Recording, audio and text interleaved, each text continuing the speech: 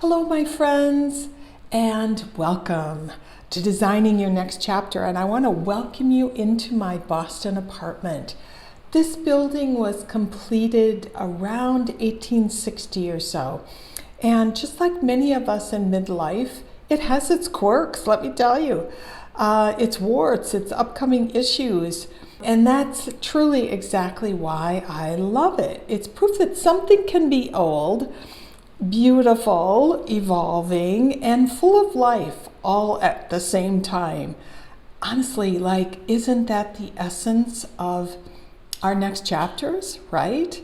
So I take you room by room today, I hope you'll see that this just isn't a tour of an apartment. It's a tour of a life, dare I say, rebuilt, with intention, piece by piece. And my hope is that it inspires you to really think about your own spaces, your own stories, and the next chapter that you are creating for yourself. So let's begin. Okay, so here we are at the elevator entry. This is the elevator. You come off of the elevator. That is a little storage closet. And what's nice is that I have this whole floor. The apartment that is on the other side of my storage unit actually has 2 floors, and so they enter downstairs, not on this floor. So I have this elevator entry all to myself, which is wonderful, but problematic. As you can see, I have a broken window. This whole window needs to be replaced, which, as I said, there's warts and quirks and all of that, and I'm going to have to pay for that, believe it or not. So, life as it goes on. This particular commode, just so you know, I purchased this in Paris, over a decade ago, and actually shipped it here to Boston. Those were the days when shipping was easy and simple. That, my little angel, I don't have a garden, and so my little angel sits in here. And this is a small trumeau that was in my bathroom, believe it or not, in my Paris apartment. And this little chest was purchased at Charles Spada. Charles Spada is an antiques dealer who has a shop in Paris as well as a shop in Boston. Yeah, so here we are. You might wonder why that particular side of the room is shaded. It is the, how would we call it? It's the inner courtyard, nothing to look at. Truly, nothing to look at. What I did do in this room is I painted the ceiling blue. I put in a new light, which you can sort of see, and then just brought in my decorating pieces. So let's head in. The entry of the apartment is actually where the energy of this old 1860s building meets the life that I'm living today. Yeah, after my divorce, honestly, I had to start all over. And you'll laugh at this, but my ex-husband actually changed the locks on our family home right after the divorce filing. So, in retrospect, maybe that was a good thing. I could make my own memories, purchase my own things. But there were a few things that I was able to keep. And I wanted to show you this because I think this is important to note. These are gold candle sconces that my mother gave me long time ago. And they have truly zero monetary value, but a lifetime, I want to say, of emotional value. My mother didn't have many beautiful things in the beginning of her marriage. They got married very young and had a load of kids. And I'm thinking that maybe these sconces represented, the elegance that she longed for. My mother and I weren't close. She actually liked my older sister much more than me. But, I've put them up in every home I've lived in since she gave them to me because they remind me of her. They make me think of her. And I want to encourage you people that if you have pieces with history, tell your children the stories. Write down the stories. Keep a list, not just I want this to go to Becky and I want this to go to James and this to Isabella or whatever it might be. Tell the story, because I think it's the story that brings something, value to something, not just the thing. Because most of us don't have things that are really that valuable, and therefore it's the story that makes them valuable. So this is the entry. In prior videos, I should say, I explained to you what the wallpaper is, the mirrors, all came from Paris. This lady who I absolutely adore, she came from Provence. Isn't she something? It's just like fascinating. How does someone do this? It's incredible. So this is my little entry. This is an old etching of Paris that I bought at the flea market in Paris, up on Klingencourt, north of the city. And look at that. Isn't he cute? He's so cute. He's writing. He had a mate. I should have bought the mate with him, but I didn't. These are all kinds of special jars. Most of them are of England, because I also love England. Commode from Paris. And for those of you who find the word commode really offensive and tell me it's a toilet, in France, it's actually a dresser. It can mean all sorts of things.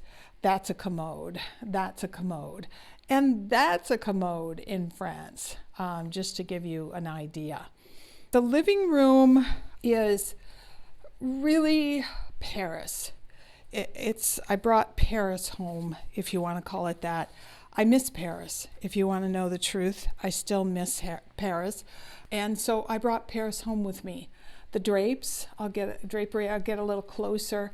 These were in my Parisian apartment, which, look at these. Aren't these just something? I had to put in all new windows in this apartment. And I think in one of the videos, one video was the before, another video was the middle, and this is the finished. The furniture, though, is, other than the commode, is not Paris. The mirrors are Paris, which I think is lovely. But these chairs I bought at the Nashville Antique and Garden Show, which is happening again in January. It's a wonderful, wonderful event. I went with my good friend Elizabeth and her daughter Taylor, and those chairs remind me of a lovely time I had with two fabulous women. Elizabeth and Taylor are quite the gals. Anyways, but this gives you an idea of quirkiness. The doors took forever to be refitted because nothing is level, and then there's the fireplace. And I just want to show you how, I don't know if I can, but that's a hole back there. It was a gas fireplace, and you can't have gas fireplaces any longer in this building. And so I actually had to pay to remove the insert, which was no easy feat. And now we have to figure out what to do, because the I think you can see it, the tile is not complete. And the gas, they actually tiled around the gas insert, if that makes any sense. And you can't see that from here, the actual box of the fireplace on the external is entirely, not entirely, but it's to the right of what the real fireplace box was. So at some point, this got redone and shifted around. So I just bought that screen from, I think it was West Elm or something like that, just to cover the hole. The lights actually came from Paris. And that's something that's not super expensive. So if you ever go to Paris or anywhere else in Europe or in England or anywhere else in the world, and the wattage, the plugs are different, a lamp person can redo that for you very, very easily. As I shared in a prior video, this was a television area, and I changed that up, and obviously always need more bookshelves. Absolutely more bookshelves. Why not, right? So, and I'm sorry for moving around. This was a bookshelf, so what we did is just matched it. I have to share that with you because I don't know if you can see it, but it's the most beautiful photograph of old books, which I purchased obviously in France. Yeah, so mirrors, Paris, lamps, Paris, flea market. Aren't these cool? The other one is out, as you may have seen it, it's out in the elevator entry. So let's go into the other room. This room was the formal dining room. This apartment, you got to remember, this is 1860s. So this apartment was very traditional. And this was the formal dining room. And I changed this up to be my den and my dining room. And you can see I've got a dining room table here. I actually work on the dining room table most of the time, but if I was going to host a dinner party, I would pull that table out, and I can always add, I had 2 more leaves. I could always pull that out and angle it. Initially, the desk that's right here was in here and the dining room table there, but it was tight. And also, I love that this could be turned back into a formal dining room with all my beautiful china and whatnot, if need be. The television set's on the side. I never watch TV, rarely actually. That's not on my computer. And also, I initially thought, oh, I'll just have them drill holes so I can plug a TV in up there. Can't do that with an 1860 building. The whole wall will probably crumble down. So can't do that. We'll leave that be, right? Sconces again came from Paris. What else? You'll hear the floor creak, old radiators. I did add radiator valves, little thermostats. They look like that. You could see it. So I can regulate the temperature. That is a rabbit air filter. And I have one in here and I have one in my bedroom because we live in a city. I live in a city. It's a big city. And therefore there's a lot of pollution. Mirrors, Paris. Painting is one of my absolute favorites. It's Anne Packard. And she started painting when I think she was in her 60s. Love it, love it, love it. Recovered all of this furniture, had been here before. That little table came from Paris. That table came from the same Nashville antique show. Just so you know, they ship. It's like a well-oiled machine, let me tell you. They know how to do it when you go to these antique and garden shows across the country. So here is the living room. Here is what was the dining room, is now the den. And I added glass French doors here because this is the kitchen. Oops, and I left out my stepladder, but that gives you real life experiences. I added these doors because, I'll turn around here for a minute. This door, you can tell by this, is the elevator. It's the service elevator. And so the concierge or the doorman comes every day and collects the garbage in the morning. And I just wanted some privacy here. Privacy both for a dinner party as well as privacy for myself in the mornings. This entire kitchen was done by a previous owner, which I am so lucky that he did this because, as we all know, kitchens and baths cost a fortune to redo. This is my kitchen. I love it. All I did in this kitchen was paint the walls, and I changed up the lights. Those lights are Clean & Co. I love them. I've purchased those lights for several different homes. This is just a spectacular kitchen to work in. I walked into this kitchen when I took a tour of this apartment and I'm like, oh man, I'm home. I can have my mixer out. I've got 6 burners. I have never used 6 burners. 4 burners would have been fine. But this is a working kitchen. And as you all know, I love to cook. Now, so we kind of went in a circle from the living room into the dining room. And as you walk this direction, there's a little eating area right here. And there's my big map of food areas in France. It's an antique map. But I have to show you this because look at, that's Paris, isn't it? It's so Paris. There's a whole story about that. I don't know what it is, but you can write one based on that. You don't know if he's getting, reprimanded, or if it's a breakup, or if he's just sad, or what. I think it's a beautiful etching. I love it, drawing. This is another item. I just wanted to show it to you, the little teapot. This is my grandmother's. My grandmother, Ina, was 100% Swedish and so very proud of it. And this is one of the few things I have of my grandmother's. And it was well used, and you can see chips and all, but it's special to me because it's got a story. Again, the stories. Now, these 2 little pieces, they're just sitting out because I just got back from London. And I'll show them to you when I do the video on London. But these are actually napkin rings, if you can believe it. But I just thought they were so fun. And this little guy is Nina Campbell. Nina Campbell collects all of these kind of cruet dishes and whatnot, and then has slowly been selling them. And, I love dogs. I can't have a dog, but I love dogs.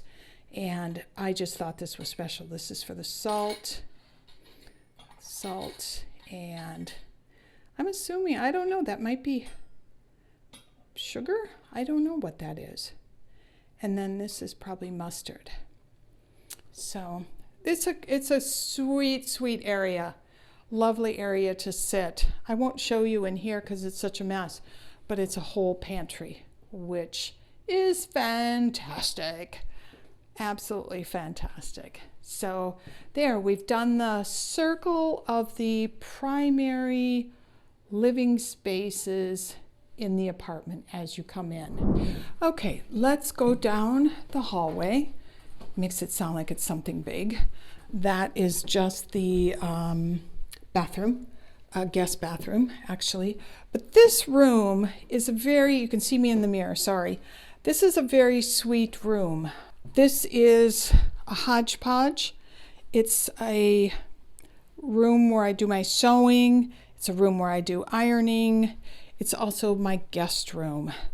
But because you can see it's very dark, very, very dark, and looks into another building, I put in this wallpaper. And I'm telling you, so many people have fallen in love with this wallpaper. Even the guy that hung the wallpaper. Because in this room and in my bedroom, I brought birds in, birds and trees and that sort of thing, because I live where I don't have a garden, and therefore I felt I needed to bring the outside in. This sofa is from Paris. It's actually a sleeper sofa, so if a good friend or my granddaughter comes and stays with me, I can pull that out and I've got a bed. The lamp, the sconces, actually came from the living room here. They looked very funny in the living room. It was very bizarre. And here they're absolutely perfect. This is where I really have put family photos. I'll turn the light on here so it's a little bit easier to see. And it's also my place for the collection of lamps I don't know what to do with. This is an armoire from Paris. I added the curtains, and you can see this is where I store all my stationery. This little chair, I talked about it in prior videos. It's Amazon, believe it or not. The most comfortable little chair you'd ever want to get. Laundry is behind one of those doors, fabulous closet behind the other. But yeah, look at that wallpaper. Doesn't that make you happy? Just happy. And that Tremo mirror, I'm trying to think. It was one of my trips to Paris before, right at the beginning, when I was starting to look for an apartment and I was able to ship that back. I just think it's so pretty. And then this is what used to be called a master bedroom and now called the primary bedroom.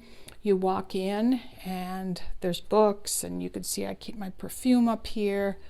Obviously Coco Chanel is watching over me.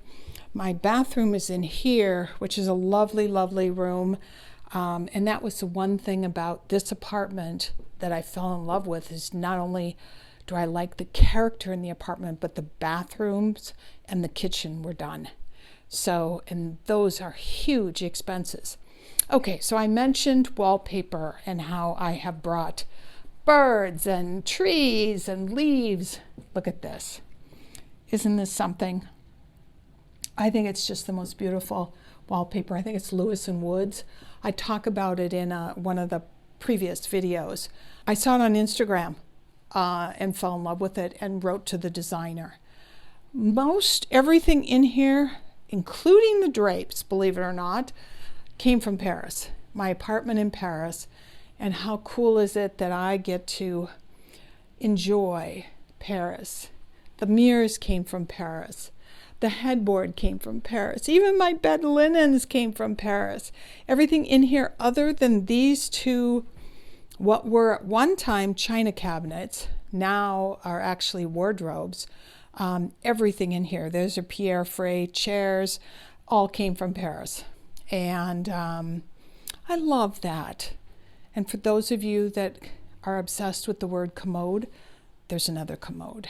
Now, I often put desks on one side of my bed, primarily because it gives me a desk in a bedroom. I think this desk is so beautiful. I bought it at the market in Paris, Marché, the Puce, which is the flea market, basically.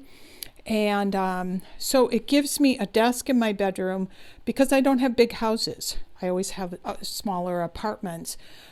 But I also like the look of it. I don't know why. I've done it in almost every apartment I've had since my divorce. So, yeah, I hope you love this as much as I do. I just think it's something, really something. For those of you who don't know, that's Storrow Drive out there. And then across the way is MIT, and the Charles River is right out there. And in the summertime, I actually get the fireworks for the 4th of July here in the United States. So anyways, that is, I never watch TV. I don't even know why I have a TV in here. Strange what we do, right? So I hope you enjoyed that. And yeah, we'll keep moving. Well, one of the things, that I want to leave you with is that this 1860s apartment isn't perfect, trust me. But neither am I, neither are you, right? Perfection isn't the goal. And, I think it took me a while to learn that. I kept changing apartments and kept moving around. And I think I was seeking happiness and maybe some form of perfection, but it's not. Our next chapter is about meaning. It's about stories. And I gave you 2 stories, the one about my mother and the gold candle sconces, and my grandmother's teapot that's sitting right in front of me at this very moment. Those are stories. Those stories about our ancestors, the stories about people we love, and the stories that we create, that we're making, that we're writing down for our children and grandchildren and great-grandchildren to read at some point. Or just fantastic friends. It's so funny, I still have conversations sometimes where with my aunt, my only remaining aunt and living aunt, and we talk about a friend of my grandmother's. So you're never forgotten when, that old saying, when someone says your name, you're still here. This apartment, though, was really about letting quirks kind of be part of the charm. and part of the life that I create, because it is quirky. As I shared with you about the elevator entry, everything's quirky. It's a co-op building, so it's even quirky to manage. If any of you are in co-ops, you know exactly what I'm talking about. So it just takes time. Now, if this resonated with you, this was kind of unusual for me to share my home in this way. But if this resonated with you, I'd love to have you here, join me here on YouTube, but also come on over to Substack. That is where I share some behind the scenes reflections and conversations that you don't always get on YouTube. So come join us. We all start talking over there on Substack. But before you go, I want you to think about this, and please do share it in the comments. And I try to read all of your comments. What is one meaningful object in your home? Something that you've taken with you, no matter where you've been, where you went, how big your house, how small your house, whatever happened in your life. What is that one meaningful object? And what's the story behind it? Share with all of us the story behind it. I can't wait to read your stories and hear what your objects are. How fascinating. So for now, I will say goodbye. A bientôt, as we say in Paris. And take care, my friends. See you soon.